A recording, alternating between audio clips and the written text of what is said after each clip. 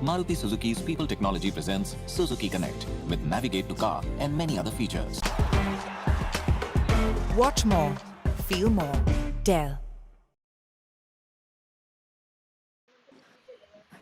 Here we go then. It all comes down to this, the final of the 7th ICC Men's T20 World Cup. Will it be Australia? Will it be New Zealand? Australia would love to add to their 550 over World Cups and that one Champions Trophy. New Zealand would be eyeing the double, the rare double of a World Test Championship and a T20 World Cup in addition to an ICC knockout. This is where it all happens. In 40 overs from now, we will have our first champions from the Southern Hemisphere. We'll also have first-time champions in the T20 World Cup.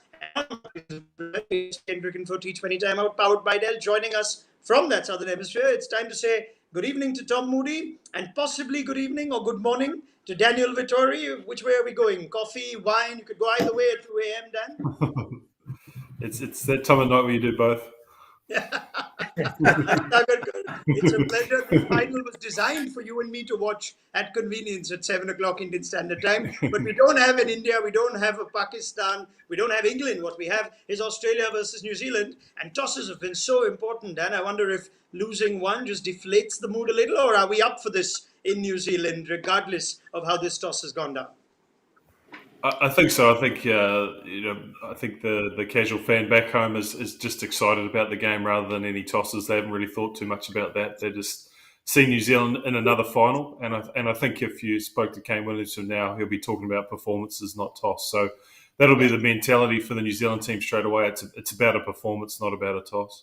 No matter what they do, Tom, New Zealand almost enter every game as the underdog, as second favourites. And we're talking about that again after the two semi-finals. They're going into this as second favourites for you? Yeah, I think so, particularly with the unfortunate injury of Devon Conway. I think that has really dented the balance of the side. But, New Zealand, they enjoy, and I think most teams do, to be fair, enjoy that tag of being the underdog, and it's a nice position to sit because there's no sort of huge expectations on your performance.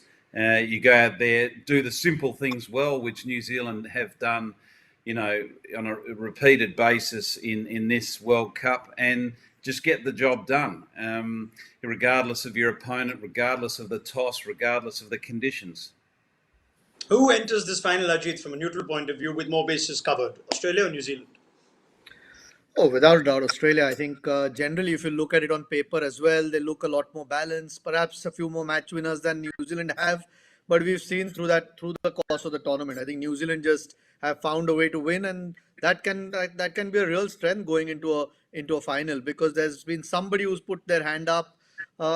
Even looking at the group that they were in, most people would have gone for India and Pakistan to go through, but New Zealand have proved, and again in that semi-final, to beat England is never easy in white ball cricket. So Australia would be silly to underestimate New Zealand, but there's no doubt that Australia will start favourites. And Tom already mentioned, with Conway not there, that's a big hole for New Zealand to fill. But they've managed to do that through the course of this tournament with one player or the other, and they'd want hopefully find another hero tonight. Maybe it's Williamson's night. Yeah, you never know. I mean, they're going to do well to get 11 fit players for that India-New Zealand series that remarkably kicks off in a couple of days' time. So this T20 World Cup final is just a warm-up for the real thing. But let's get serious, shall we? They're without Devon Conway. Tim Seifert has come in. We'll talk about Seifert in just a bit. But before I go there, Dan, you've had the experience of playing Australia in a big World Cup final. We know the record for New Zealand. It's not a pretty one. I wonder, after all these years too, does the current modern-day New Zealand player still have some sort of psychological issue when it comes to playing Australia? Is there still that level of intimidation when the Kiwis play Australia, especially in a big ICC final? I think you'd have to give credit to this team, what they've done over the last 4, 5, 6 years, and the fact that they've been in so many big games. They've been in a World Cup final, they've obviously been in the Test Championship and won it, and now got to here. So I don't think it's there in white ball cricket. If you said to me now it's a red ball Test match and at the Gabba or something like that, then I think that still is the final frontier for for a New Zealand cricket team to go to Australia and win a series over there. It's been so long since that happened in Test cricket. But I think in white ball cricket, on the basis that they've played so many big games and been so successful, I don't think this team has any trepidation about playing an Australian team. That doesn't mean that the Australian team isn't good and it isn't going to be an incredibly tough game. But I don't see a New Zealand team worrying about the opposition, just like they didn't worry about England or India in those previous big games. It's just a team that's very, very confident within themselves, very sure of their style of play, and as many people have talked about, Kane captains the same way, no matter the pressure of the game, and you'll see that again tonight.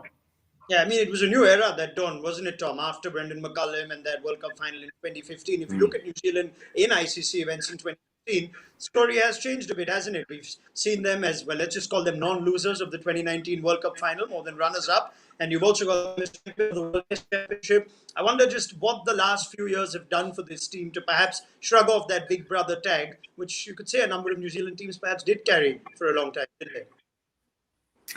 Yeah, look, I think it's just down to consistency of performance. You know, they're a side that both on and off the field have impressed everyone, and they continue to impress everyone. I was only having a conversation tonight with someone who recalled in the semi-final, Daryl Mitchell turning down a single when there was a bit of confusion with him and the bowler at the non-strikers end. I think 99 times out of 100 or 99 players out of 100 would have taken that single, but that's the culture that's being created with this side. I think that culture has been one of the real positives, both with their performance, that they're very proud of what they've become as a team, and their performance has also been echoed as well. And it's not just one particular format that they have performed in. It's multiple formats, and they continue to do it. And we keep saying it, that they're punching above their weight. But I think collectively, as a combined unit, they're the best team. They constantly seem to be able to find a way to win and win in a way that we all admire. Before I move to Ajit, Dan, if that was you, would you have taken that single? You're the only Kiwi on this, so I know the answer for Tom. Would you have taken that single if you accidentally hit the ball? I'll turn my camera around. You can see my ICC Spirit of Cricket Award, so of course I wouldn't have. All right, New Zealand are batting first. So let's talk about Mr. Nice himself, right? Kane Williamson. I think he traded a couple of tags and titles for a nice white ball trophy or a championship trophy, and that's where Williamson looks at now ahead of this game. He's been soft. He's been cold in this tournament, in spite of having 20s, 40s, 30s. It's fair to say, Ajit, we haven't quite seen the best of Kane Williamson. Tom's already pointed out that he carries a bit of an elbow injury. If there's ever a night, it's tonight, isn't it? It is, and I think they'll need him as well to get some, not just some runs. I mean, okay, if the openers get going and score big, there's a lot less pressure on him. But you just feel against this Australian attack that he is, especially with Conway missing as well, he's going to have to play a massive role. How many runs that would be, we'll probably find out once they start batting and what the conditions look like. I think Finch mentioned that it looks a bit drier than the other night. Whether that plays a part, and if that is the case, New Zealand might be hoping there's no dew. That might actually play in their hands then, bowling second. But Kane Williamson's got to have a big night, in my opinion, if New Zealand have to post a competitive total, because batting has been. I mean, they've found heroes, whether it's Mitchell, Neesham the other night. They've found somebody to get the job done, but you just feel it has to be Kane Williamson tonight. If he doesn't have a great night with the bat, New Zealand might fall a bit short than what they need to defend. I mean, is there a way to get more out of Williamson, given that we know already, Dan, that he's batting at 3, where you think probably his numbers are better off if he opens and comes in at 1 or 2, and the fact that we know he's carrying that little elbow niggle. Is there a way New Zealand can use Williamson any differently to get more effective?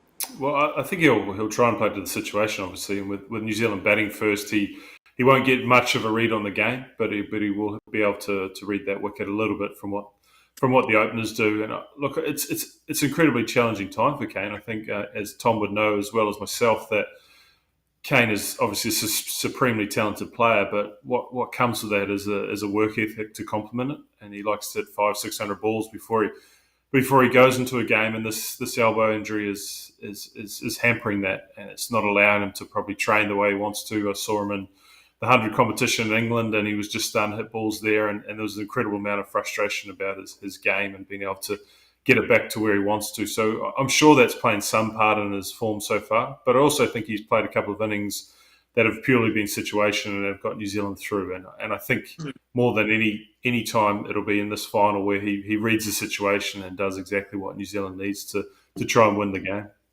I wonder if New Zealand, Tom, can be bold enough in a final to get creative. They don't have Devon Conway, so 1, 2, 3, 4 on that list are right-handers. We know the sort of form Adam Zampa's in. Would you all be tempted to break that up, push Neesham up, push Santner up, just break it up a little, and Williamson does the Steve Smith sort of role if Guptill and Mitchell get off to a good start?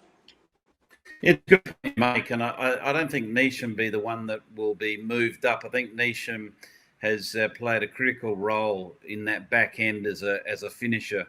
I would have thought Santner is a chance to be a floater. It wouldn't surprise me at all to see him padded up just to be able to create that point of difference in the middle over. Those overs, from 7 to 15 are key overs, and if you can put someone like Zampa under pressure, who's been a key bowler for Australia in that period, and why not? And Santner's a fine player. It's not like you're gambling there. He's a good player. He'll be able to adapt and be able to play a role and just question at least Australia's tactics through those middle overs. Any other takers for that? Dan, sensible or courageous enough to throw in Santner up the order in a final as a matchup? I think it would be courageous with Santner just because they've held him most of the time. But I think with the way that Neesham's performed, they'll want him to come into that, I suppose, that late middle to back end where he can take on the fast bowlers. So I don't mind it as a move, but it'll be a big change. With Seifert coming into it, they'll trust Seifert a lot. I think if you'd asked the team 6 or 7 months ago, then Seifert would have been first choice. He played reasonably well. It's just that Conway's come on so strongly in the last little while. So I think there'll be a lot of faith in Seifert. And he's played on these sorts of wickets before. He did well in the CPL, so he understands these conditions. So if they do make the move, it'll be a brave one. But Santner does have the experience to be able to do it as well.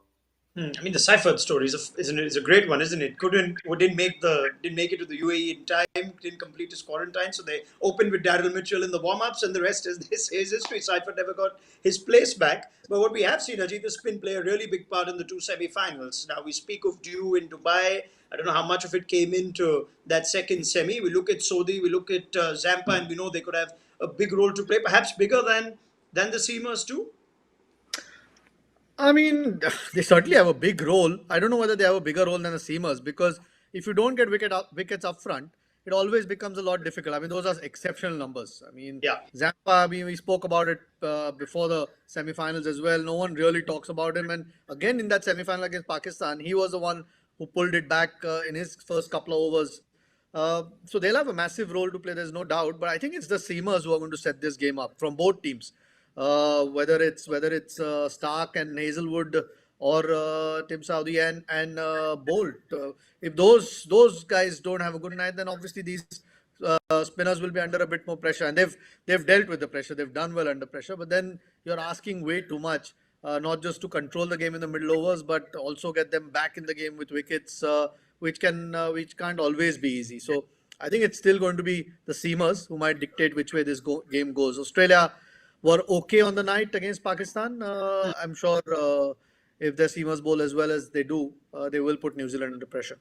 Like for like, though, Ajit, you said Australia have more bases covered, but New Zealand's bowling has been their strength. You think their seam bowlers have been in terrific form. So like for like, which is the more formidable bowling unit coming into this, if you had to pick one? Wow, I think New Zealand probably have better balance. I think Australia, perhaps ideally they would have wanted to play another spinner, but they've done the right thing. Mitch Marsh is in good hitting form. They can get enough overs out of Maxwell, him, and Marcus Stoinis. And those are 3 proper bowlers, so they didn't really need another spinner in that attack, which they tried in one of the games, Ashton Agar. That's still a formidable attack. Those four bowlers, can be match winners on their day for Australia. But New Zealand, you can see, and in spite of perhaps not having a mystery bowler, if you like, all those five guys have different strengths. Mill obviously is pace. Saudi and Bolt exceptional with the new bowler towards the end of the innings, and the two spinners in the middle have done the job. So New Zealand just perhaps have a better balance, but both attacks at this point in really good form. I wonder if that semi-final, the Australia-Pakistan one, Tom, would have done something to either team going into this final. Would it have made them think differently about batting first with 170 plus being chased the way it was? I believe it's the same final as the same pitch as the IPL final where CSK got 192. Would it have done anything at all about how you approach your innings batting first? Not really. I think both teams will make sure they spend a short period of time just making their assessment on how that pitch is playing. You've also got to sort of make sure that you size up your opponent. A particularly good over, which needs to be respected. I don't think you can go out there with any preconceived ideas. You sort of make your judgment as it unfolds, and that's where experience is really important in your top order. And both sides do boast that experience. Obviously, Australia with Finch and Warner at the top, but Guptill at the top. He's been around a long time for New Zealand, and with Williamson at 3, they're two very experienced players that should be able to make the judgment. The one player that we haven't mentioned, who I reckon is so important, is Guptill. He is one of the most experienced white ball cricketers in New Zealand, and this is a big match, and this is where you need your experienced players to step up. You can't put all your load on Kane Williamson because of his world-class quality. Guptill in his own right has got a tremendous record, and this is the stage that he needs to stand tall if New Zealand are going to be able to post that competitive total. Yeah, fair enough. Martin Guptill's got a wealth of experience behind him. You sometimes think that perhaps those numbers could be better in say, an ICC final, if you'd like, but he has got a double hundred in an ICC quarterfinal, has the experience going into this game. You both said, though, Tom and Dan, that spin is going to play a big part today. What we saw in the second semi, Dan, was Australia try this ultra-aggressive approach against Shadab Khan. That backfired. We have seen key teams very keen to take on the likes of Ish Sodhi and Adam Zampa with the kind of form they come into this with. Would you correct that a little? Would you start showing them a little more respect, the play out sort of bowlers instead of going hard at them sort of bowlers? Well, I think if you look from Australia taking on the likes of Satner and Sodhi, I think Satner's so consistent, even though he bowled one over in the semi-final. I think that Australia will be slightly wary of them because I think he's bowled well against them in the past, and he's been very economical. And if the wicket offers any spin, then he could be a real key factor in this. I think Sodhi's the interesting one. The fact that Sodhi's not as consistent as Zampa, and he bowls you a lot of balls that he can hit for 4, that you can actually sit on him and wait for that bad ball. And I think teams that have been aggressive and tried to take him on have actually got themselves in trouble because he's so inconsistent in the way he bowls, and his lengths are often variable. And on the flip side of that is Zampa, who's probably one of the more consistent leg spinners that you see. Is his accuracy is his real strength. So, look, I think these two teams are very balanced, and they're very methodical around how they go about things. So I don't think there'll be anyone trying to alter their game plan too much. I think they'll be able to just stay in that moment, try and take on each ball, and realise that they can put pressure on certain bowlers with a certain style of play. So I don't think we'll see anything crazy from teams. They'll just respect the ball and respect the bowler because they all know each other so well. You think if they start well, New Zealand, again, we're going to be putting the spotlight on the likes of Jimmy Neesham at the end. And that last game, it would have done Jimmy Neesham's confidence a world of good, especially with what he's been through since the 2019 World Cup final. He has already stated publicly that it's been a tough road for him, contemplated even taking time off from the game or quitting the game, as emotionally challenging as that 2019 final was. What we are seeing is a player who's striking at 177, Dan, since 2019, and numbers seem to be going up. Did a role for the Mumbai Indians with ball as well. We're seeing Neesham evolve into, you could say, a more robust T20 all-rounder in recent times. If you believe Neesham's confidence is lacking, he's lying. His confidence is fine. It never diminishes Jimmy Neesham. He'll be fine no matter what. I think he's just enjoying a certain role. And you heard his conversation after he played the last game where he wanted to hit every ball for 6. and that doesn't come from anywhere. That comes from the confidence from the coach and the captain, and setting up a specific role for him.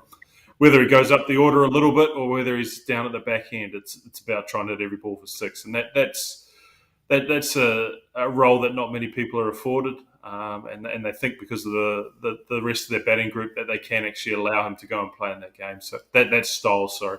So I think he has that confidence in himself to go and do that now. As you said, some success around the world, and particularly some success for New Zealand. And I think when he has the ability to I suppose complement that batting with 1 or 2 overs or 3 overs here and there in certain conditions, then you start to see an all-rounder that can really make a difference for an international team or for a franchise cricket team as well.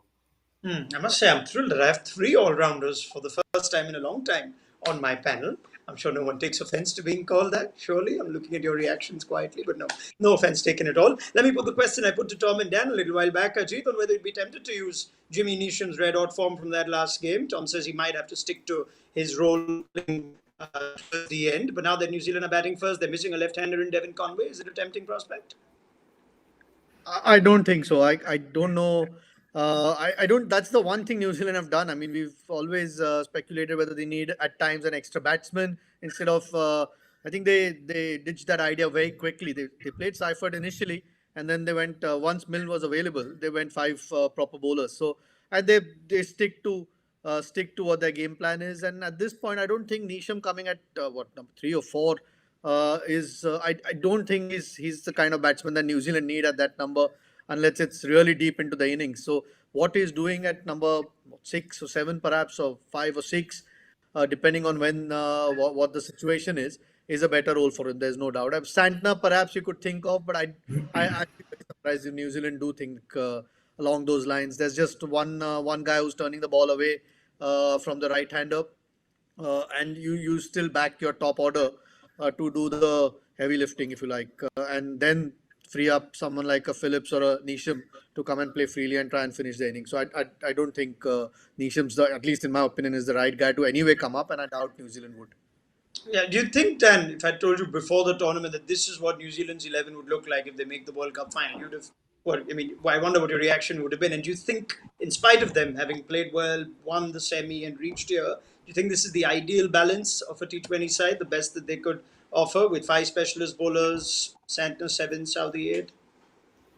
Yeah, I really like it. I think that's where they wanted to get to. They just probably weren't brave enough at the start to do it. They like to fill a team full of all-rounders, but I think you have to push Santner into that number 7 batsman role because I think he's good enough to do it.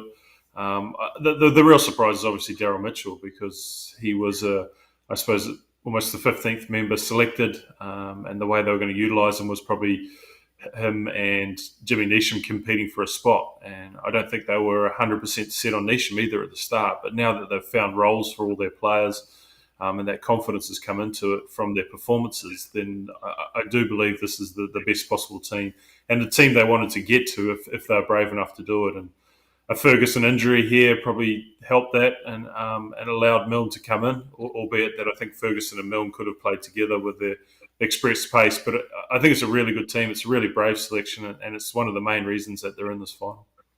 All things considered, Tom, this is an in-form New Zealand bowling attack. You think that is their strength? What's the score for the final for Australia to be safe? You think even a 160, 170 would keep New Zealand more in the game than other sides, or have we seen from the last game that won't be enough?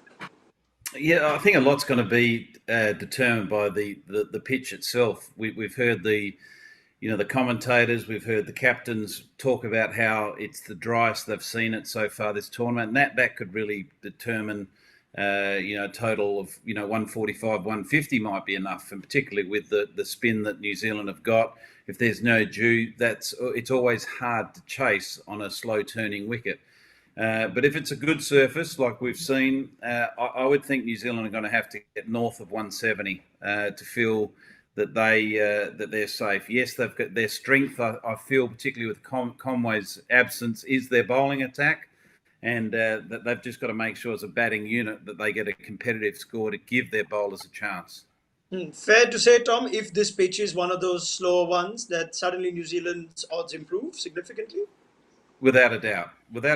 Chasing when the conditions are challenging to score freely, to be able to have those sort of release shots and find a boundary at will to take you, away from any pressure situations. It's always harder on a turning or a slow surface, and that's where wickets can fall. Coming in for a new batsman, it's always harder to get established and get your momentum in the early parts of your innings when you've got a surface like that. So New Zealand, I would have thought, would be hoping it is slightly slower and maybe taking a bit of turn, because I think that brings them into the contest. I wonder what we're looking for, Ajit, as a layman, on what tells us something about the pitch. If you have to give someone a tip, is this going to be the Australia-Pakistan sort of surface, or the kind that we saw New Zealand and India play on? What would you give? Yeah, I mean, I'm with Tom, obviously, that New Zealand would be hoping that it is on the slower side. It does grip the surface a bit, and there's no dew. That'll be New Zealand's hope. As a neutral, you want it to be a good pitch. Hopefully, the dew stays away, and then the better team wins on the day. So we've seen some runs. You just feel that there might be a little bit of dew around, and batting second will get a bit easier. New Zealand will have to, no matter how it starts, they might eventually want to have that 10 or 15 runs extra than what a pass score, which they'll probably have to decide very quickly once they bat on it. Would be they'd want that little bit of insurance in spite of how good their bowling is. You got a pass score for me, Dan, today? With the pitch being either way, you could give me two. Yeah, I think New Zealand would be happy with that 160, 170. Obviously, Australia have won the toss and bowled because of previous results here and what the stats say. I wish Galton was here to say that he doesn't believe in stats, and you have to just predict what's gonna happen on the day. And I think that's what you need to do here. The wicket may be dry and it may seat New Zealand in the end, but Australia have backed those previous occasions. But for New Zealand's hope, we hope it's dry. We hope there's no dew and it slows up. And 160, 170 is a very difficult score to chase. Gautam's just probably waiting for one of the spinners to slip one out and David Warner hit another 2-ball-6 perhaps, or 2 balls. Anyway, we'll leave that for the second innings, shall we? Tom Moody, Dan Vettori, Ajit Agarkar, thank you very much. Now, before I leave these fine gentlemen, who we'll see again at halftime on Maruti Suzuki Presents ESPN Cricket for T20 Timeout, powered by Dell, I must tell you that while the tournament is coming to an end, we do have something exciting in store for all our fans in India. Here's your chance to put on your trivia hat and participate in the ESPN Cricket for Cricket IQ Social presented by Suzuki Connect. Just log on to www.facebook.com/Cricket IQ Social and show the world you know cricket like no other. Trust me, I've seen how these guys go on some of our sponsored segments in our quizzes. You'll do a lot better. Chances are pretty good. Anyway, on our way out, some more stunning visuals as the UAE is all set to bow out as pretty good hosts of this tournament, and these visuals are also powered by Dell. We'll see you at halftime.